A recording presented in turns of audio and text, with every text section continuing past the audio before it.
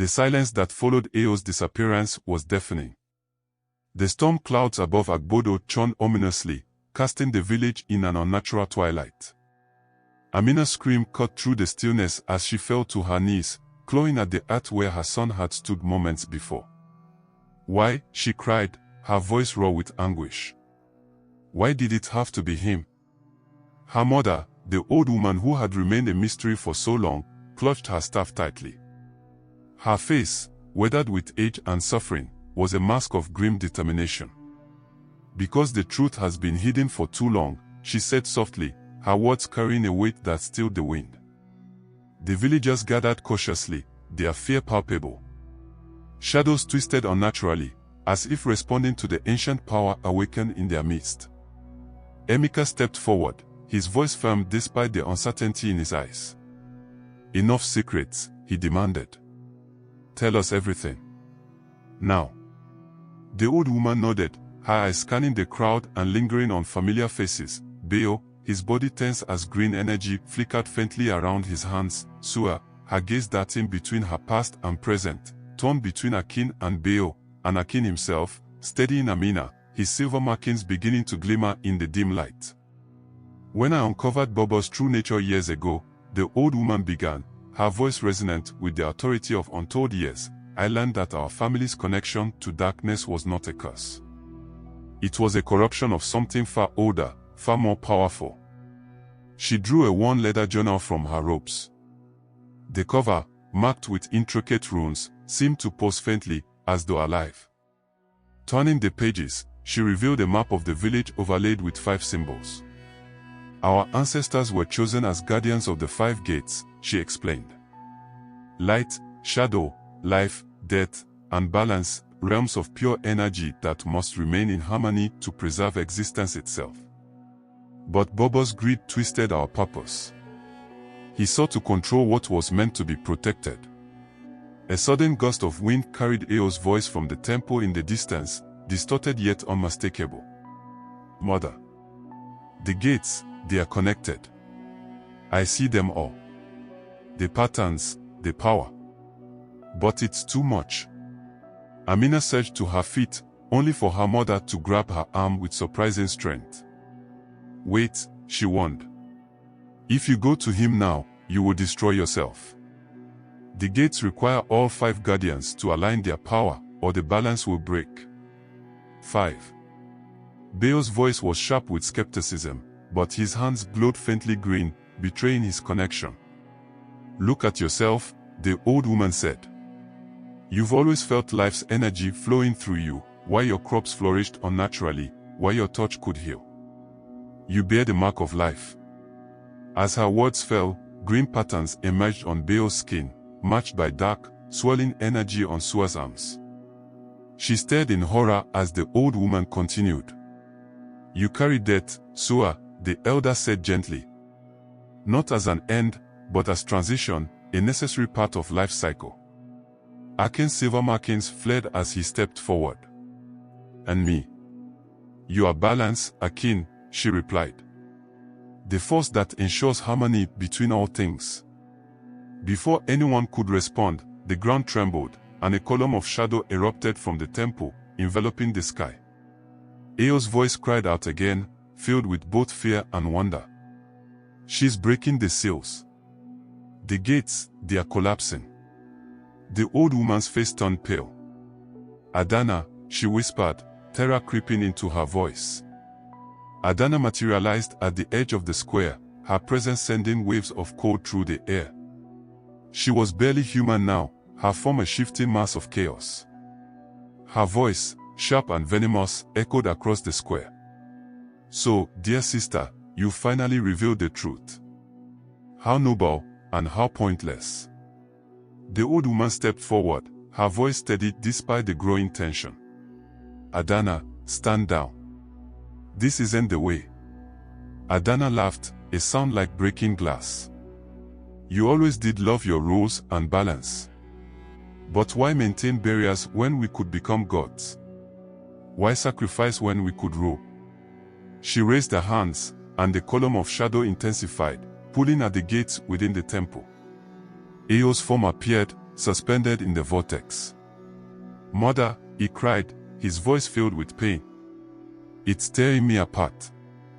Amina's light fled as she took a step forward, her maternal instinct overriding caution.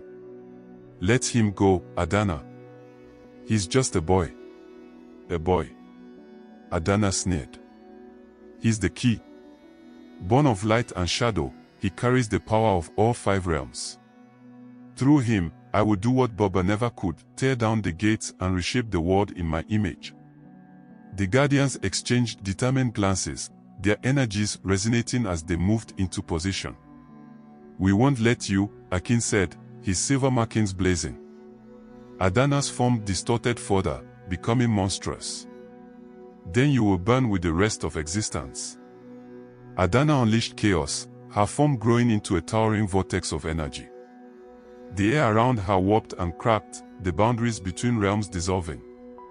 Tentacles of raw power lashed out, dissolving matter and twisting reality itself.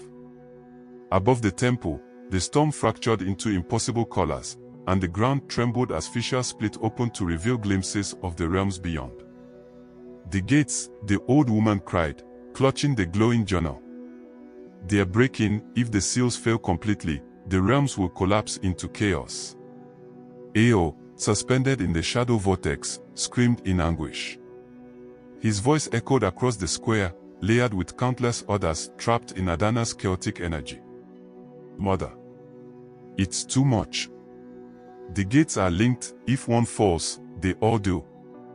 Adana laughed, her voice distorted and booming. "Let them fall. I will remake the realms in my image. No more balance, no more bonds, just pure, unbridled power."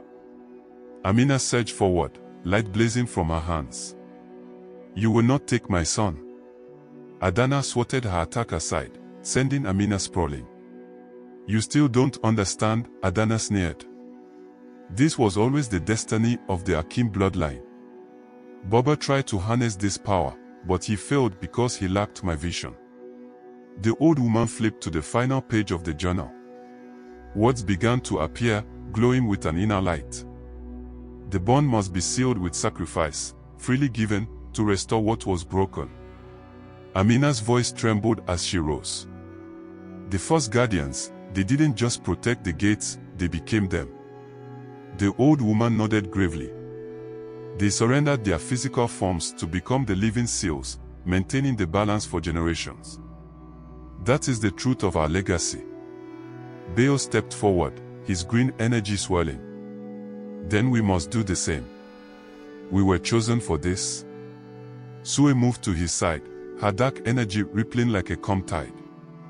"Together," she said softly. "As it was always meant to be." Adana's chaotic form twisted in rage. "You fools!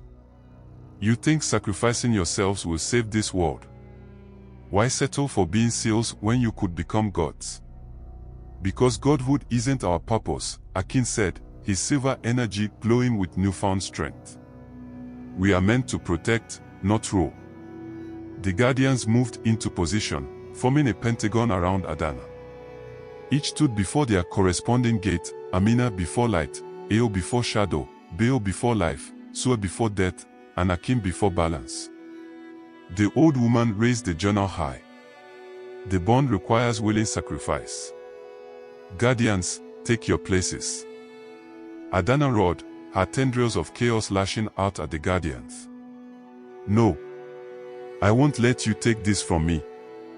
The guardians stood firm, their energies glowing brighter as they channeled their power into the gates.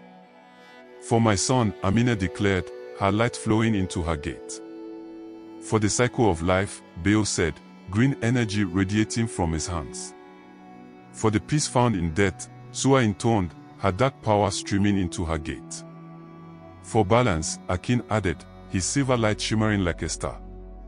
"And for unity," Ao said, shadow energy flowing freely into the final gate. As their energies converged, their physical forms began to dissolve. Light, shadow, life, death, and balance intertwined, creating a radiant pentagon of pure energy. The gates hummed with power, their seals repairing as the guardians gave themselves fully to the bond. Adana screamed, her chaotic form cracking like shattered glass. No. This power is mine. I was meant to rule.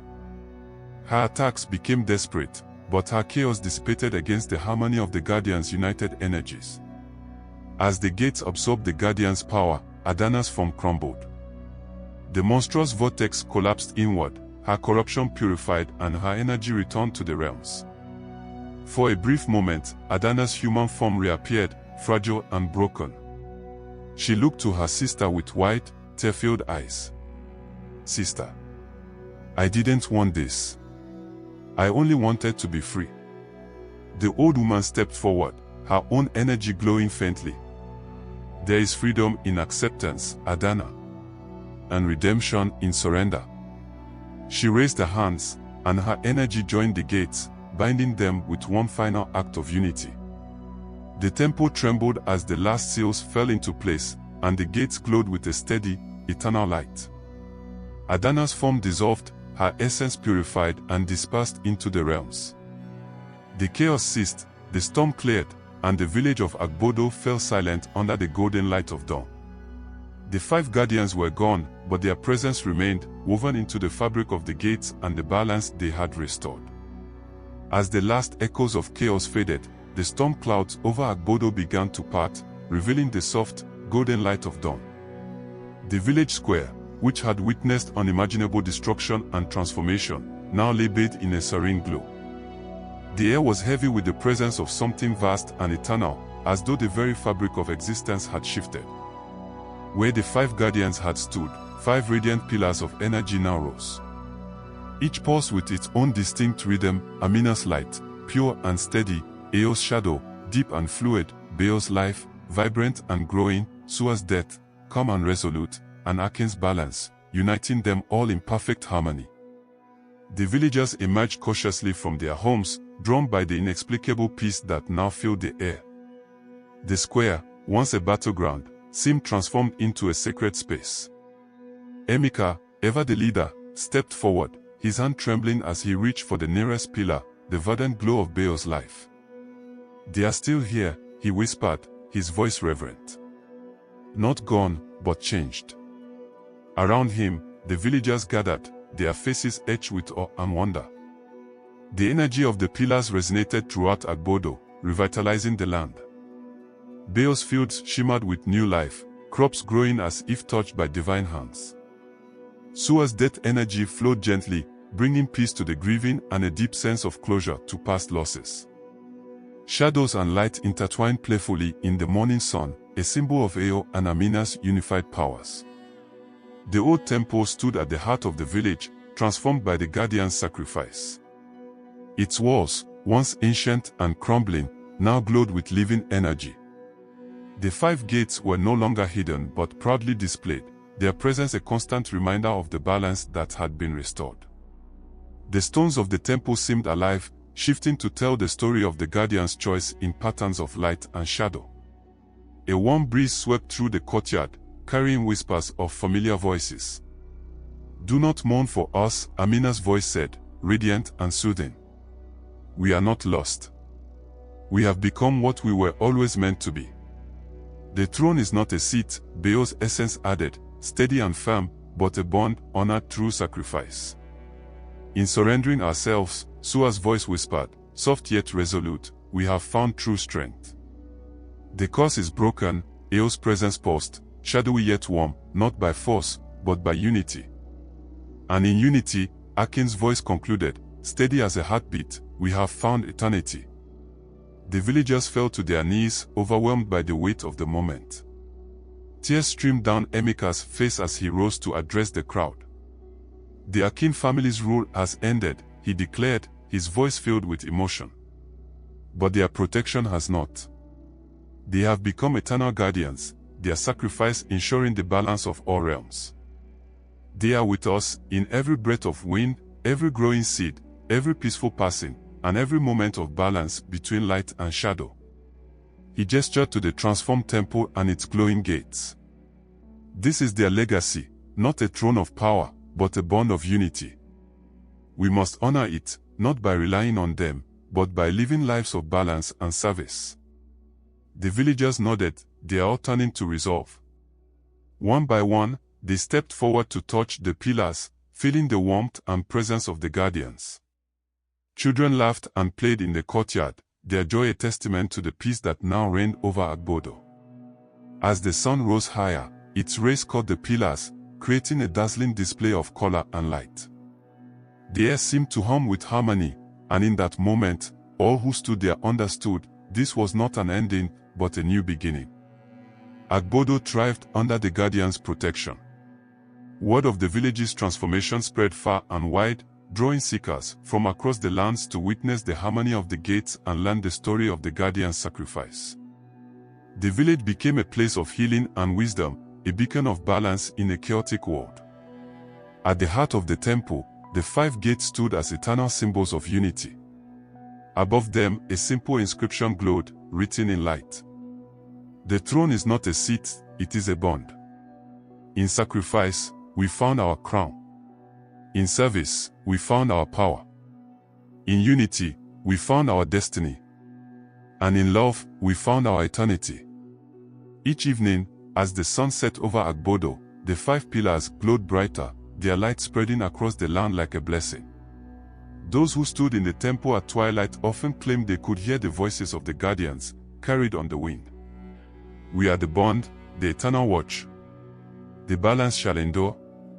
And so, the legacy of the Akin family lived on, not in thrones or crowns, but in the eternal balance they had chosen to protect. Agbodo stood as a testament to their sacrifice and a reminder that true power lies in unity, service, and love.